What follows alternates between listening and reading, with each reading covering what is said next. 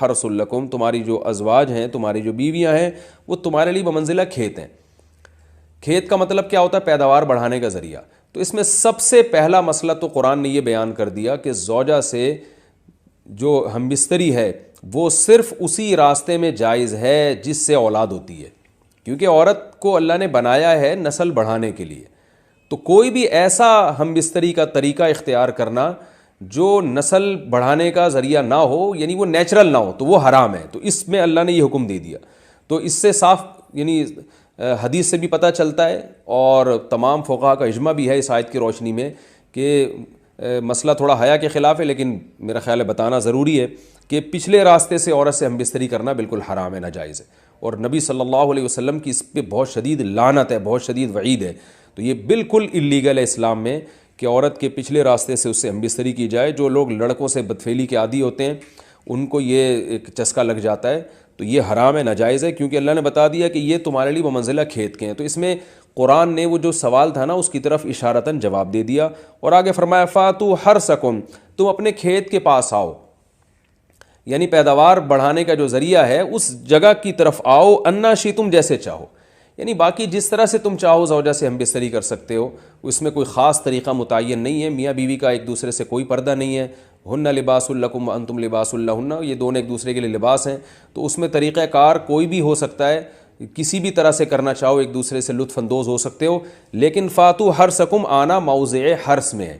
حرث کا مطلب وہ اس جگہ کی طرف آنا ہے جہاں سے نسل بڑھتی ہے، کسی اور راستے کی طرف۔ اس سے صاف طور پر جو ہے نا وہ جو فاسق فاجر لوگوں کی جو برائی ہے، جو لڑکوں سے بدفعلی کے نتیجے میں پیدا ہوتی ہے، اس کا اللہ نے قلع قمع کر دیا کہ اس کی اسلام میں بالکل اجازت نہیں ہے۔ باقی طریقہ کار کیا ہوگا یہ تمہارے اوپر، اس کی اللہ نے تمہیں اجازت دی ہے۔ وقدموا لانفسکم، اور چونکہ بار بار حرث کا تذکرہ ہو رہا ہے کہ نسل بڑھانے کا، تو اس لیے اللہ نے فرمایا کہ قدموا لانفسکم، اپنی ذات کے لیے فیوچر میں انتظام کرو۔ قدموا کا مطلب آگے بھیجو اپنی ذات کے لیے سرمایہ۔ کیا مطلب؟ کہ جب زوجہ سے ہم بستری کرو تو نیت اولاد کی ہونی چاہیے، تاکہ وہ اولاد دنیا میں بھی اور آخرت میں بھی تمہارے لیے ذخیرہ بن جائے۔ تو یہ نسل بڑھانے کی بہت زبردست ترغیب ہے اس آیت میں، اور اس آیت میں اللہ نے عورت کا کہ بہت ساری ذمہ داریوں میں سے ایک بڑی ذمہ داری کا بھی بیان بتا دیا کہ عورت کو اللہ نے بنایا ہے، جو مرد اور عورت کا جو فرق رکھا ہے نا، اس فرق کی بڑی وجہ یہی ہے کہ مرد کے اسپرم کو اللہ نے بیج کے طور پہ پیدا کیا ہے، اور عورت کو اللہ نے زمین کے طور پہ۔ تو بیج اور زمین کے ملاپ کا بنیادی مقصد ہی نسل بڑھانا، پیداوار بڑھانا ہوتا ہے، نہ یہ کہ نسل روکنا۔ آج فیملی پلاننگ والوں نے اس آیت کی دھجیاں اڑا دی ہیں، اور جو پوری دنیا میں ایک بیہودہ قسم کی تحریک چل رہی ہے، یہ آیت بالکل اس کی نفی کر رہی ہے۔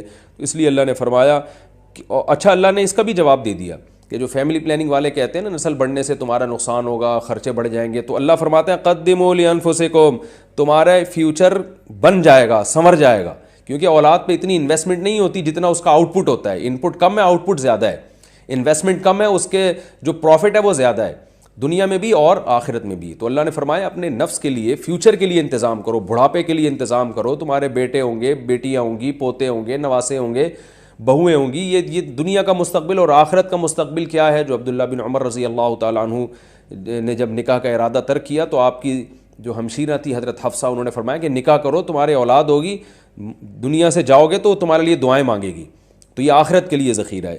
تو اس لیے اللہ نے فرمایا کہ آخرت کے لیے ذخیرہ کرو، واتقوا اللہ، اور اللہ سے ڈرو، واعلموا انکم ملاقوہ، اور جان لو کہ تم نے ایک دن اللہ سے ملاقات کرنی ہے۔ تو جتنے حکام اللہ نے تمہیں اس آیت میں دیے ہیں ان تمام حکام کو تم نے فالو کرنا ہے۔ وبشر المومنین، اور ایمان والوں کو خوشخبری سنا دیں۔